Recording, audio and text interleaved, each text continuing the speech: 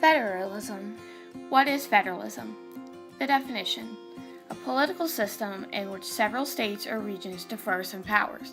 The federal system is a system of government where all authority derives from the people.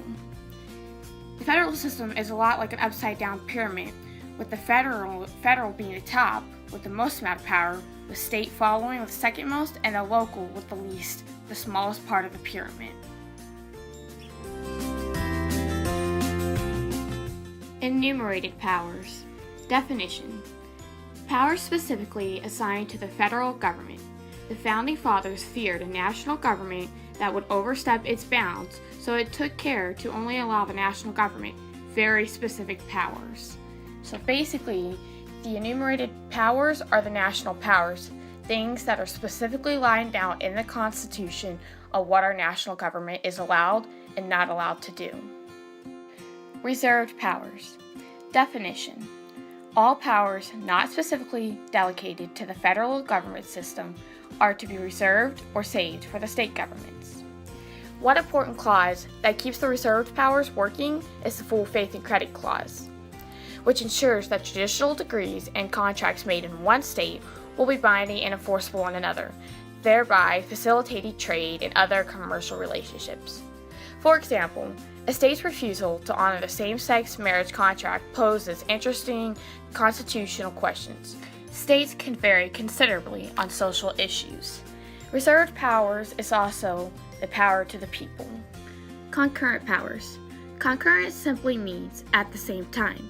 So therefore, the definition of concurrent powers is the powers that both the federal and state governments have simultaneously.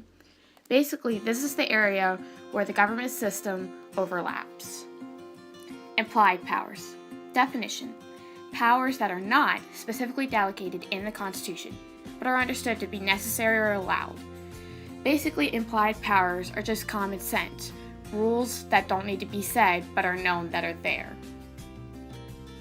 The 10th Amendment. This is the final part of the Bill of Rights. It defines the basic principle of American federalism. It says that all powers that are not delegated to the U.S. by the Constitution, nor prohibited by it to the states, are reserved to the states respectively, or to the people. This is where the state government does have power. The makers of the Constitution put this amendment in the Bill of Rights because they feared that the national government would become a tyranny, and this amendment would prevent that. The 17th Amendment.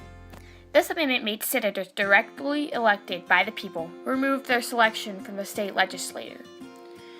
With senators no longer directly accountable to the state legislators who elected them, states lost their principal protectors in Congress. Coupled with the 16th Amendment, this amendment paved the way for more drastic changes in the relationship between the national and state governments in the United States. The Necessary and Proper Clause, also known as the Elastic Clause. This clause states that Congress has the power to make all laws which shall be necessary and proper for carrying into execution for the foregoing powers. These powers derived from enumerated powers, and the Necessary and Proper Clause are known as implied powers.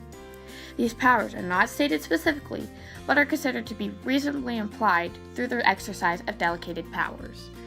Basically, this gives our government leeway to do certain things when it's not specifically said in the Constitution, which is why it is known as the Elastic Clause. Supremacy Clause. This clause mandates that the national law is supreme to all other laws passed by the states or any other subdivision of government. For example, in 1920, Missouri sought to prevent a U.S. game warden from enforcing the Migratory Bird Treaty Act of 1918, which prohibited the killing or capturing of many species of birds as they made their annual migration across the international border from Canada to the parts of the United States. Missouri argued that the 10th Amendment, which reserved the state's powers to legislate for the general welfare of its citizens, allowed Missouri to regulate this hunting. But the court ruled that since the treaty was legal, it must be considered the supreme law of land. This goes to show that when there are controversies between the states and national government, the national government will be proclaimed supreme law. As we said before, the national powers, which are the enumerated powers, are powers for the national government.